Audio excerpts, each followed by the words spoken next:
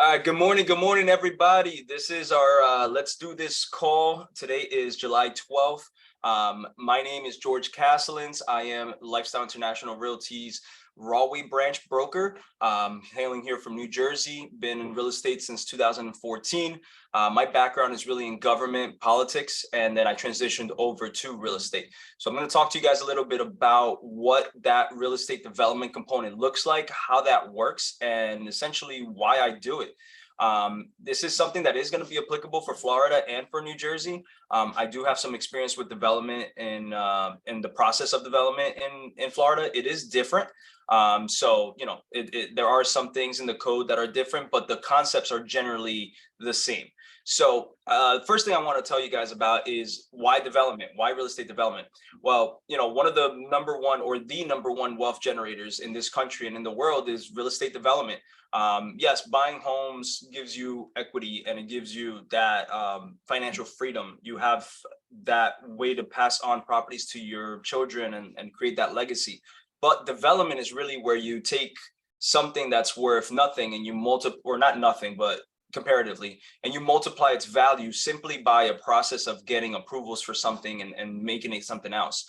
I'm sure a lot of you guys have done development in different ways, and it comes in different stages. I want to give you guys a couple of examples of things that I've done, and then I'm going to share my screen with you, and I'm going to show you some actual plans that I'm working on right now or have worked on in the last couple of years, both in New Jersey and Florida, so you guys get an idea of how something looks.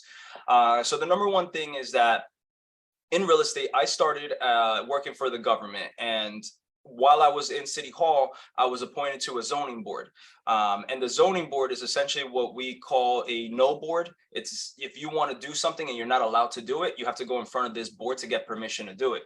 And when I was put on that board, I started seeing a lot of developers that would come in and they bought, let's say, a parking lot for $300,000 and got approvals to do 150 units. And now all of a sudden, that building is worth 25 million.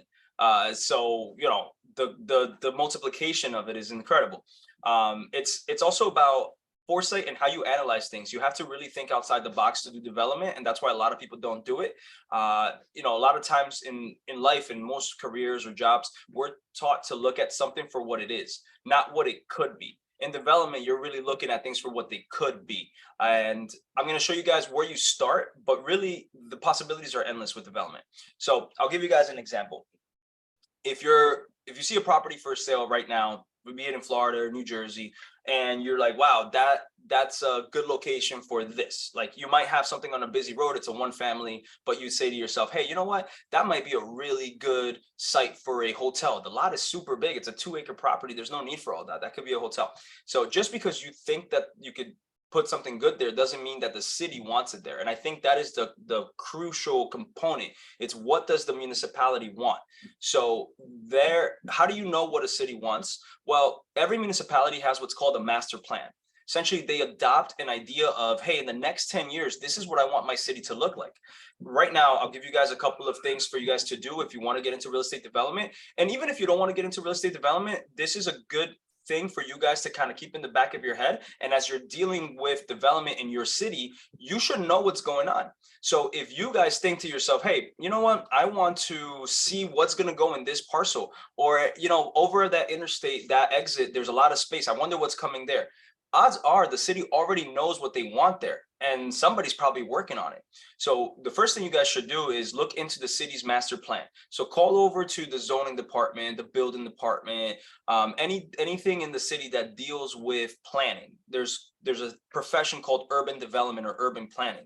If you talk to the city's planner, they're going to tell you, hey, this is what we've laid out. You know, in this part of the city, we actually want restaurants, or you know what, we reserve this part of the city for industry and we want warehouses.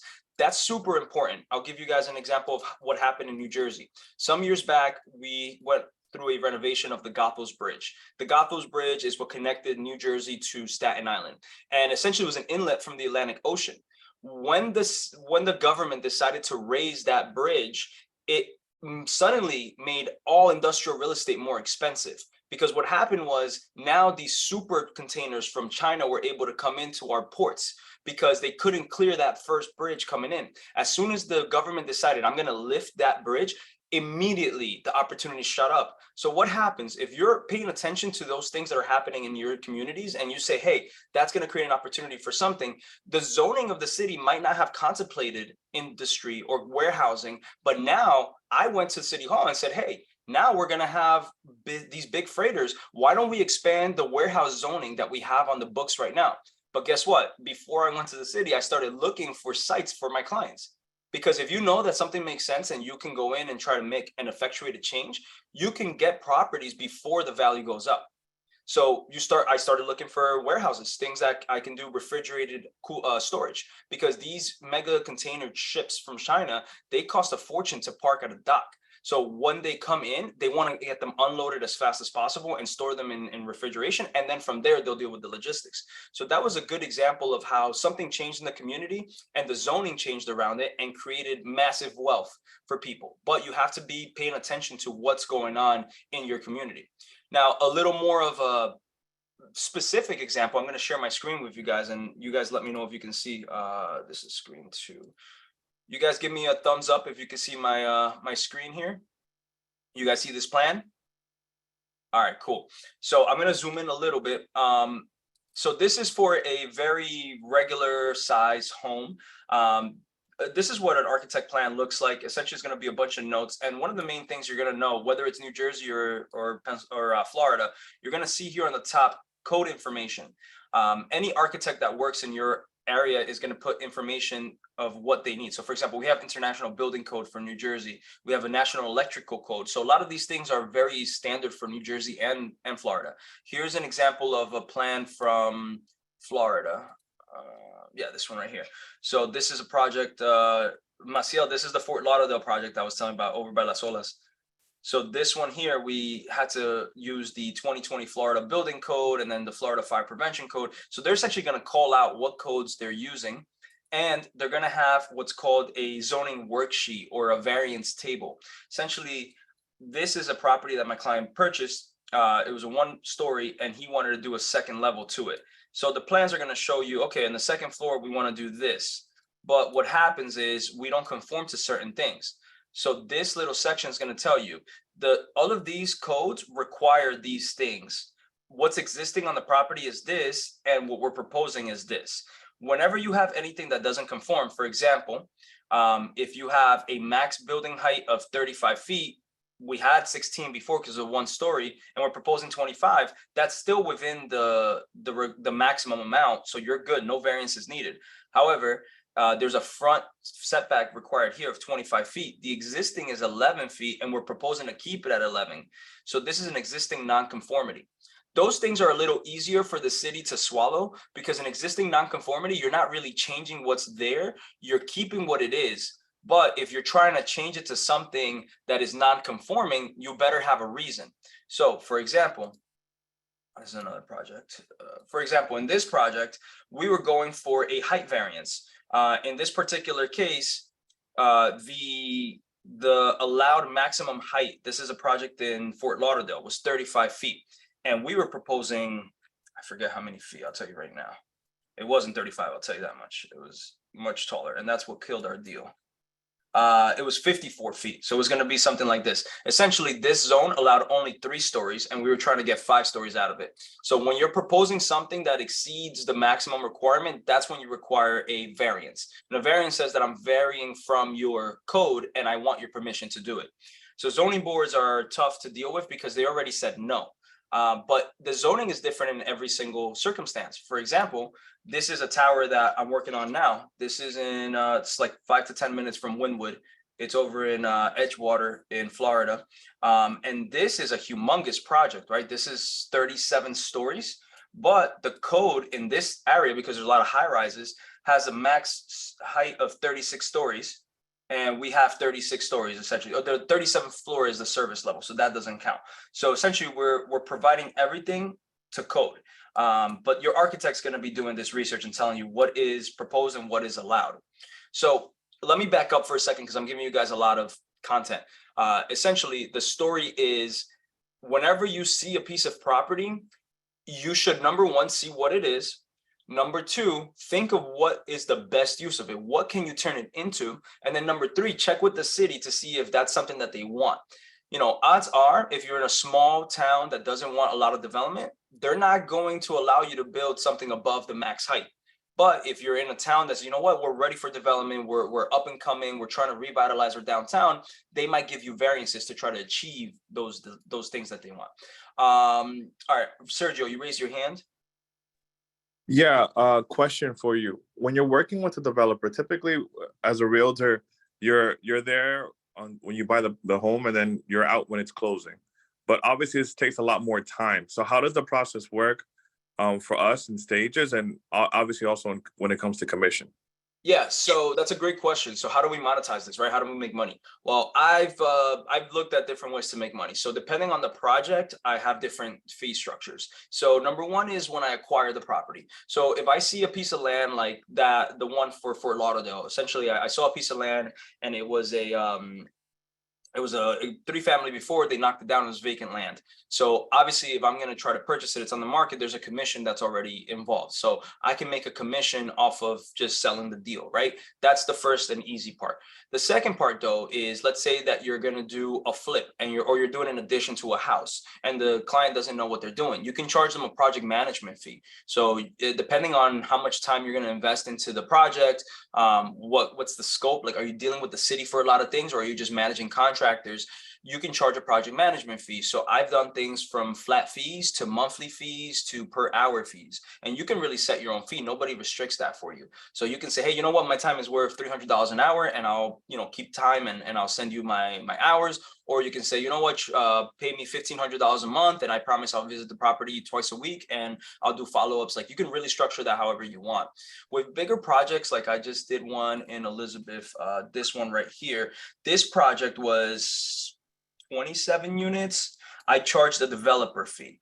So on this one, essentially I said, look, give me a retainer, I'm going to charge you X amount per month, but I want a success fee. If I get you the approvals, I'm going to charge you, let's say $5,000 per unit, $2,000 per unit, whatever it is. That's my fee. And you can negotiate that however you want. So you can do an owner's rep development agreement. And then beyond that, when you do the deal, you make them sign an intent to list. So whenever I'm doing a project management, whenever I'm doing a developer agreement, anything like that, I make them sign a paper that says I have the exclusive right to list or sell those properties when the time comes. So then once the project is done, I get the listing on all those individual units. So this one, for example, is a rental apartment. So I'm going to be renting all these units out. I can't sell them, but I'll get the rental fee on it. And then, you know what, I'm thinking maybe I should do a property management because I'm going to have these units and I'm helping him get another 100 units approved. So I might as well do that, Right. Do you have that document that shows that intent to list? It sounds interesting. Yeah, it's essentially a letter on my letterhead. It would have to come from the broker. I'm the broker here for my branch, so I could write it for myself. George would have to provide something to you, essentially saying it's an agreement that you're going to do a listing. In the beginning, what I was doing was I was making them sign listing agreements, and I would just leave the date and the price blank. But Okay. that could be challenged because you're not supposed to do that. So a letter stating that they're committing to give that to you. And then I actually put like a cancellation fee, like, hey, if you decide to keep it, then I'm losing out on potential revenue. So here's my cancellation fee. You don't want to list it, you pay that. I haven't had to enforce that. I haven't had to go to court with someone, so I don't know the enforceability of it, and I'm not sure how Florida would work it. If you're in Jersey, I can definitely give you what I use. If you're in Florida, probably best that we talk to an attorney there to talk about that. But that's essentially how I do it. I can give you a memorandum. That's essentially what I do. Okay. Thanks, brother. No worries, man. Lauren asked the question, is there somewhere we can find these commercial commission breakdowns? Trying to write it down, but moving fast. I'm sorry, moving fast. Ask me questions, I'll slow it down. Commercial commission breakdowns. So it's not so much commercial commission. So commission for real estate is based off of a sales price of a property, right? So, or a flat fee, but it's the sale or the transaction. When you're doing development, for example, when I'm doing this property right here, this is a 1-family house. I'm going to flip it, right? So I got a commission when I helped him acquire it. I'm charging him a project management fee right now while we're developing it. And then I'm going to charge him a commission on the resale. So those are 2 listing agreements and then 1 property management agreement. That's essentially the structure of it. Commercial commission is just like any regular commission. You can charge whatever percentage you want. I'm not sure about Florida, but I know in Jersey, there's anything is okay as long as both parties agree to it. So I don't really know how to break it down other than you got to see what your client's okay with. You got to know your own value too, right? So my background is I've been on a zoning board since 2014, right? So I've been trained in land use law since that's 9 years now. I'm the chairman of a zoning board and a planning board. I've been on redevelopment agencies. Like I have a lot of things that I'm saying, hey, this is what I'm bringing. So I'm charging a higher premium for that. If you're a newer agent, what I would suggest to you is start going to the zoning board meetings in your town. You don't have to be a part of the board to actually attend. And guys, it's like free education because these developers are coming to the boards saying, hey, I want to do this, but I don't know how to do it, or can you give me permission? And you're going to see the board engineers, the board planners, they ask them a bunch of questions that you would never think. For example, when you're building something, you might be thinking the most obvious things like the height, right? How many parking spaces? But what I've learned is like, there's a lot of problems that come up that you would never imagine. For example, the max impervious coverage of a property means how much of that property is draining. And if you're covering the whole thing with asphalt, you're going to create water runoff. And how does that affect the neighbors? A plan could be canceled because of that. Like if you need 100% coverage and the neighbors come out and complaining, well, you're going to flood my backyard because when it rains heavy, we get water and I have grass next door and I won't have grass. That can kill a whole deal. So I learned through these meetings that there's these things called water retention systems, where essentially if you're doing 100% impervious, they can dig a hole and put these humongous tanks underground that capture all that rain and store it and then slowly push it into the waste system. So you learn so much from attending these because everybody going in front of the board has a problem and the board is trying to get them to fix it, and there's solutions that are offered. So you can learn a lot of these things. Scott asked a question, do you need a GC license to get project management fee? No, you don't. The project management space is not regulated, at least in New Jersey. There's no regulations, there's no licensing, there's nothing like that. As long as you are, honest, like I wouldn't, when I was new in this, I didn't charge at first. I didn't charge for project management. The first maybe 2 years that I did it for free because I was getting the listing at the back end, so I didn't really care. But after a while, once I already know what I'm doing and I have all the resources, I have all the contractors, I have the contacts at City Hall, I have whatever they need, now I can charge because I know what my worth is. But in the beginning, I would suggest to you guys, tell the investors, hey, I'll help you do this, I'll project manage it for you for free, because until you really get a hold of it, it's kind of tough to charge for it, because then you might feel like, damn, I'm not doing my job, or I'm overcharging or something like that. You guys have any other questions about hold on right here. I know you have a great segue to developers because your background. Without that, where could we go to meet these developers and establish a relationship? Yeah, absolutely. So that's obviously the easy thing for me, right? Because I already started in that field. So it was easy for me to just come in and say, hey, yeah, I know what I'm doing. For everybody else, if you're brand new in this field, my best advice is attend the zoning board meetings, guys. Zoning board meetings, if you go onto your local municipality, like if you're in, you're in Miami Lakes, you're in, wherever, Hialeah, wherever you live at, just go in there and Google, Miami Lakes zoning board or land use. Some places call it different things. Fort Lauderdale has a zoning board.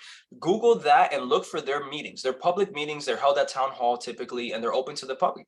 So show up and be there, listen. Normally they give agendas, ask for copies of the plans, and listen and pay attention, and then talk to the developers. You might go into one of these meetings and the developer just got approved to build 5 new construction homes. I had somebody come in front of my board and we approved 2 new construction, 2 one-family homes. And guess what? Right after, I'm like, hey, are you looking for a realtor? Like, do you know that you could get top dollar for this or that?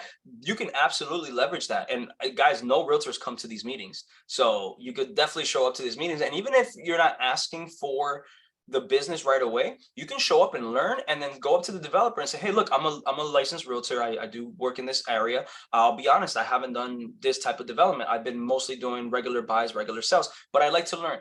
Can I offer you my time and my support, and you just bring me along to your meetings and make me part of the process?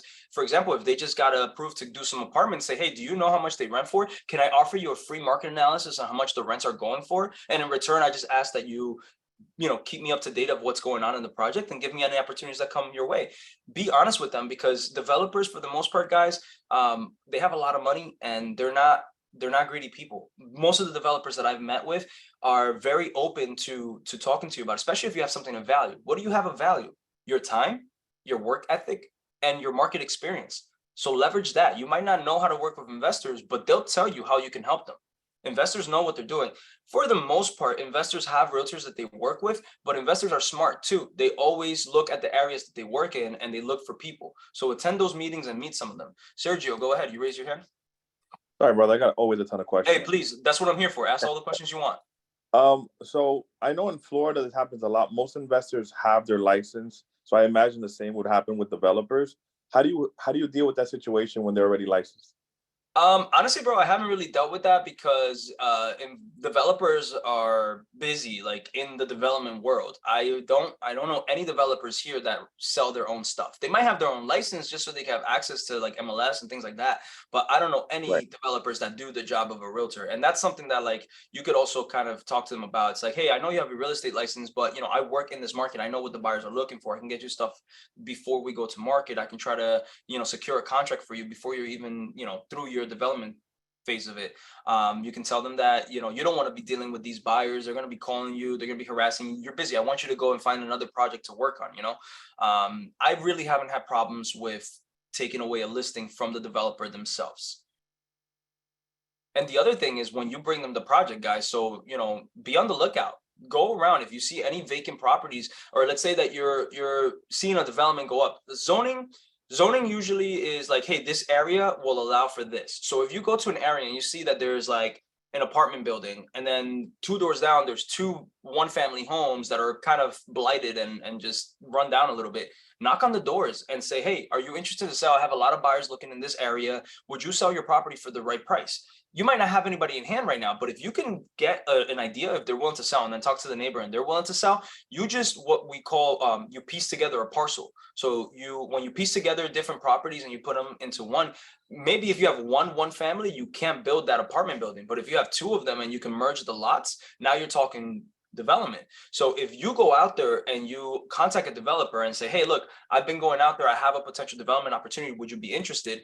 But you know, the caveat is I work with you on it and I get the listing right from the beginning. No developer is going to tell you no, because developers are always, they're opportunistic. They're always looking for opportunities. So if you bring them an opportunity, they're going to value that. At least the developers that I know and work with, they value that. So that's another way for you guys to get that business where otherwise you couldn't. You don't have to know everything, guys. Nobody's telling you that you have to come in here and say, hey, I can build a 5-story building with this type of density. You don't have to know that. All you have to know is that there's an opportunity. Two doors down, there's a building. Here, I can assemble these two houses together. Let's find out what we can do. All of these developers work with architects. They'll give them a call and say, hey, can you look up the zoning data and, you know, tell me what we can do. I can do a class on that too. I can show you guys how to pull up the zoning information and essentially how to read the ordinances and find out what you can get. But for now, that's not really your job. Let the architects deal with that, you know? Right. And then George, I know that I've seen some places where the locals don't want that structure to be built there. Have you dealt with those situations? What are you doing with those? Oh, absolutely, man. So this project was mine. I had a contract on it to purchase it, and I wanted to build this. And this is right off of Las Olas. It has views of the ocean, and I was gonna have boat slips in there. It was really, really cool. But the problem is the neighbors behind, they didn't want a 5-story building to be built because it would block their view. So trust me, it is hard sometimes when the neighborhood comes out against you. So the main thing that you want to do is you want to talk to, what I normally do is I want to talk to the councilman in that ward. So you go to an area and you say, who's the local representative? Sometimes you guys call them committees, like committeemen. Here we call them councilmen, depends on what it is, but look for the local representative, that local elected official. Give them a call. Say, hey, councilman, hey, committeeman, my name is George. I'm looking to do development in your neighborhood. I just bought this property. Do you have some time? I'd like to invite you for coffee and let's talk about it. And then I bring the plans and I say, hey, this is what I want to do. And then the council people usually tell me, oh man, little Miss Smith lives across the street. She's going to give you a headache, or you know what? I think they're going to be against it, but let me help you. I really want this in my neighborhood, you know, because a lot of times the community, the elected officials, they want certain things for their neighborhoods. And I've actually had meetings for this project right here where the maximum height was 3 stories, but I got him to give me, the councilman, I got him to give me a 4-story. This was a vacant piece of land right here. So I helped my client assemble it. We bought this lot, we bought these 2 houses, and then we bought this lot back here. I helped them assemble the whole thing, and I went to the councilman and I said, hey, this project only makes sense if I could get 4 stories. What do you want on the first floor? And he's like, oh, I don't want a liquor store. I don't want a store. Like, you know, I want a professional office. So I said, how about a doctor's office? Would that work? He's like, yeah, I'll give you an extra story if you bring me a doctor's office. So those are the types of negotiations that sometimes you could do with your council people. So talk to them first and let them help you sell the project. Sometimes you might have to do a town hall. You might have to have a meeting for all the community to come out and look at it, because they might be concerned about the craziest things that you might not think of. For example, they might be concerned about people pulling into the driveway and the headlights affecting their windows, right? So how do we get around that? Well, you know, Mr. Homeowner, what if I put a 6-foot fence at the entrance of the driveway? That way, as the cars are pulling in, the light doesn't spill onto your house, right? Or they might care about the glare of the lights. Well, let me put the lights on this side pointing this way. Those type of community conversations happen all the time, and plans change based off of them. And is there a specific budget for those type of changes? Because based on what you're saying, there's a lot of extra expenses that happen during development, right? Yeah, for sure there are, but I'll put it to you this way. Developments are not small margin projects. When you talk about these types of deals, you know, we bought this parcel, I think it came out to like 1.3 million, 1.4 million when everything came together. But I got 27 units and 11,000 square feet of medical space. 27 finished units, about 150 per door. And then the medical space renting at 30,000 square foot for a cap rate of 6. This project is probably going to be valued at about 8 to 10 million when everything is said and done. And so, you know, you get it from 1.3, the construction is probably going to cost about 4, you're into it for 5, and the project is worth 10 million. The numbers are there. Even if you have to spend an extra $200,000 to do something that people want you to do, the numbers are usually there. Yeah. So let's see, somebody put here to choose planning and zoning. Yeah. So right here, this is a perfect example. She went on the website here and found their departments and what meetings they have. So this is what I'm looking at right now. Yeah, there's different boards, guys. I wouldn't really mess with the urban design boards, the historic and environmental preservation boards. I would just go to planning and zoning appeals board. Some municipalities have planning as one board and zoning as a different board. Planning is, let's say you bought some land and you want to build something that is allowed already. They allow you to do a 2-family house, but you need to go in front of planning because you need approvals for the design and the setbacks and all that stuff. Those are easy applications. You can learn from those. The harder applications are the ones that go in front of the zoning board, because the zoning board says you're not allowed to do what you want to do. The zone that we have here is not allowing what you want. So those are the ones where you find the most problems, and that's where the negotiation really happens. So that's where you guys want to really put your focus to. We're all busy and we all have, you know, our own lives outside of real estate. So I'm not telling you go to every single board meeting, but if you're going to go to one, go to zoning board. And in this municipality, planning and zoning are together. In my municipality, for example, planning and zoning are one board. So I chair that board, and depending on the application, we act as a different board. Any other questions? Yep, go ahead. How long does these projects typically take? Or I mean, obviously it's dependent on size, right? Yeah, bro, it's depending on the project. So for example, this Madison, the one that I'm working on right now, it's a 1-family house. You know, it takes you maybe 2 to 3 months to get approvals on something like this. The architect has to put together plans to figure out what it's going to look like, and then have to do a board submission. And then once you submit to the board, they have to review the project and see if you're complete. They have to see if you have, you know, all the documentation you need, if you notified the neighbors, if you did all these different things. When they say, hey, your application is now deemed complete, then they schedule you for the board. It depends on how busy that board is. My board meets once a month, and we essentially just decide, you know, these are the applications. But recently we had a big project in town, so I called for a special meeting and said, hey, we're meeting once a month right now, but this is important. Let's do a second meeting. So it really depends on the board and how helpful they are to you. I would also suggest reach out to the chairman of the board in your town.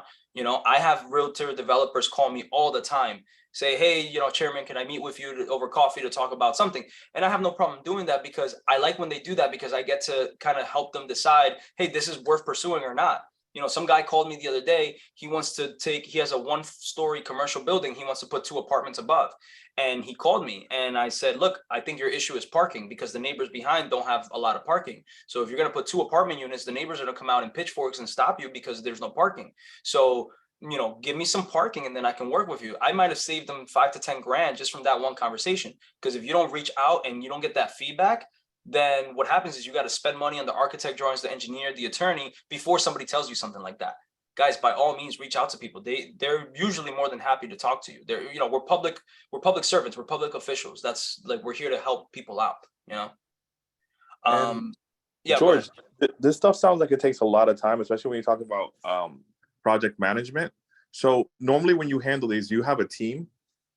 Yeah, I mean, I have an assistant that helps me kind of make sure that I'm on top of what I need to do, as far as like having, like, I have projects that I have on a list, and then she knows like, hey, by this Tuesday you were supposed to check on that house, so she'll add it to my calendar, and I just go there. But project management, it depends on how hard the deal is. For the most part, it's just a matter of checking up on things. When you're a project manager, you don't actually have to do anything yourself. You just have to be on top of the people that are supposed to do things. So for this house in Orange, right now, I know the project is stalled on the attorney side. We're waiting for the attorney to provide the city something that they need. All I do is once or twice a week, check in on my project, see where it is in the process.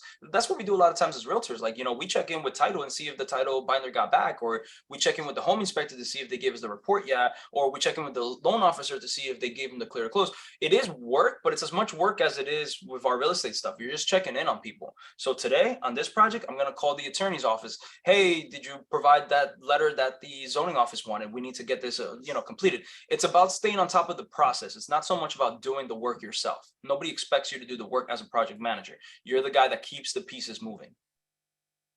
Okay. All right. Any other questions? I know we're running a little over time because it was originally at 8:30, so I apologize, but I'm happy to stay here and answer any questions you guys want.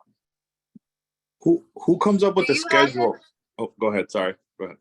No, I just had a question as to, do you have like a punch list or a checklist of what you go over, what has to be done, or like just the whole process? Do you have like a punch list or a checklist of that you go down to just make sure that the project is moving smoothly? I did create some templates based on the project, but they're not a one size fits all. For example, I'm doing a cannabis building right now in Roselle Park, and that one I developed a checklist, and it was like a 3-track checklist. First track is the state license for cannabis, right? When you're dealing with cannabis, you have to get a license from the state. So where are we in that process? What's the next step? That's how I like to itemize it. Okay, this is what we've done already. This is what's next, and here's what's missing. Then the second track is zoning.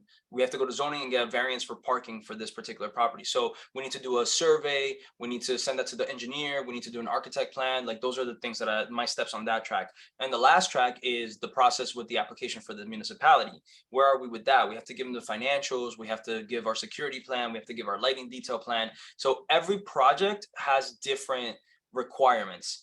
That plan that I have for that project is different than the plan I have for this one family house. With this one is easy. I need a zoning variance, and then I need building permits. So where are we on both tracks? Can I start moving the building permits before I get the zoning? I can prepare this stuff, but I can't submit it until I get the zoning. So I make a little timeline. It's really depending on the project, because it has different jurisdictions. There's different people that get involved at different stages. I know this is a lot, guys. It might be overwhelming.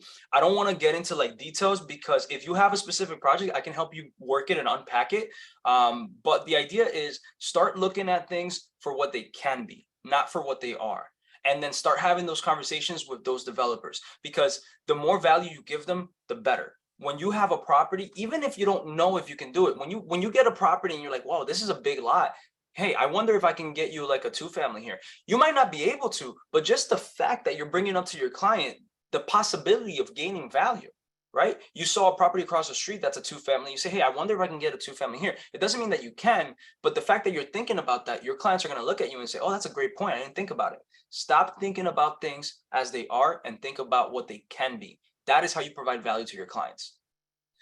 Frank put in their Zoom, appreciate it, presence. Absolutely, yeah, absolutely. I'll be flying down soon. I know you, Frank, I know you have the Wynwood office, and I'm actually flying down for this project, guys. This is going to be a big one. It's going to be a really, really beautiful project, so I have to go over there. Assembly, let's talk about this, Frank. This is going to be a beautiful project, views of the ocean. These are going to be really, really nice. So let's talk about this, guys. And I'll be happy to have any masterminds with you guys anytime you guys want, about anything that you guys want to talk about. You know, I have a lot of experience in different types of development, small stuff, big stuff, commercial, residential, whatever it is. I'm happy to, help you guys out with it. I'll end the Zoom here because I know it's a lot of content. I'll be happy to come back and do another one with you guys anytime. Thank you. I appreciate all of your time. I really do appreciate you guys tuning in. All right, guys. Take care. Hey, George.